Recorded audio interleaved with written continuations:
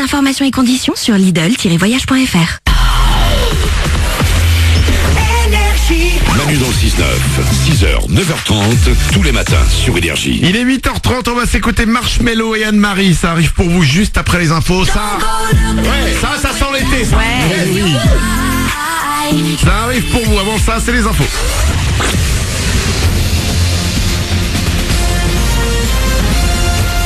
Toute l'actu sur Monaco Menton avec Frédéric Plat. Bonjour, plage ou montagne? Si vous voulez du soleil, aujourd'hui il faudra choisir montagne. Sur le littoral, ce sont bien les nuages qui devraient le plus souvent l'emporter sur les éclaircies. Ailleurs donc un ciel le plus souvent bleu et des températures de 20-22 sur les galets, après de 30 degrés dans l'arrière-pays. C'était la météo sur Énergie avec La Trégo, votre restaurant les pieds dans l'eau, port de Plaisance, Cap d'Aille. Pas de galère particulière sur votre route actuellement et normalement plus trop de galères provisoirement dans les airs et sur les rails. La grève est finie pour l'instant chez Air France.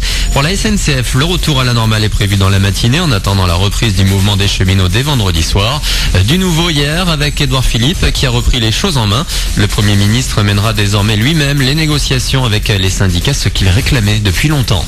Fin avril, si vous cherchez à bosser cet été, il est grand temps de se mettre à chercher justement. Deux rendez-vous importants pour vous aujourd'hui. À Roquebrune-Cap-Martin, tout d'abord, un forum job d'été a lieu tout à l'heure dès 10h jusqu'à 17h à l'espace municipal jeunesse.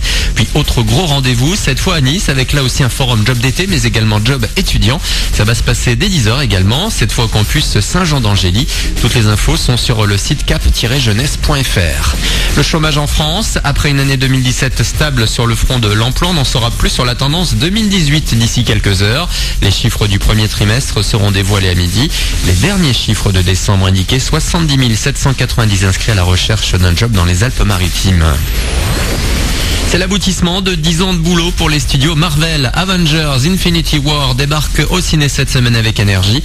Pour ce nouveau volet, la saga dévoile son personnage le plus sinistre, Thanos, un titan déterminé à détruire l'univers.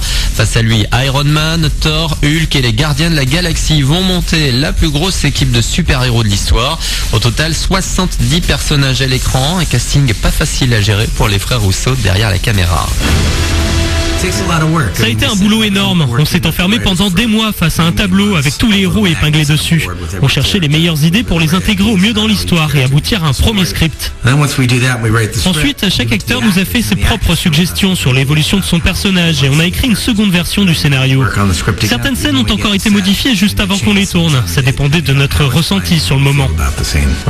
On avait déjà eu un bon entraînement avec Captain America Civil War. On a appris à trouver le bon équilibre avec un casting très fourni. Et puis surtout, on s'est beaucoup marré. Cette équipe, c'est comme une grande famille ou une colonie de vacances. Une interview de Morgan Barthélémy, Avengers Infinity War, c'est à découvrir dans les salles de Monaco et de la Côte d'Azur dès aujourd'hui avec Énergie. Voilà pour votre actu, excellent début de journée à vous, c'est Manu dans le 6-9.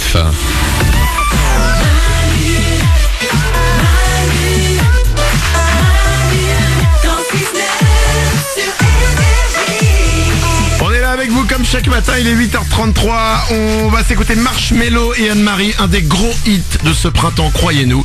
Ça arrive pour vous dans 2 minutes. Avant ça, tout à l'heure, il y a une petite dizaine de minutes, on imaginait le SMS qu'on enverrait à notre nous-mêmes d'il y a 10 ans.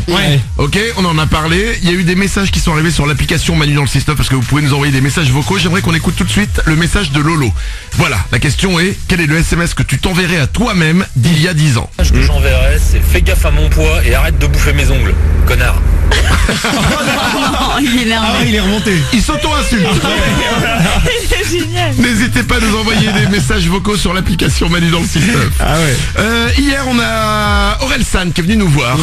Pendant plus d'1 heure. Il est arrivé à 8h30, puis on a prolongé un peu l'émission jusqu'à 10h moins le quart. Il a chanté en live. Si vous voulez aller voir les vidéos, elles sont sur notre page Facebook et manudansle69.com. Et on a parlé de son titre, Des fêtes de famille, où il dégomme un peu toute sa famille.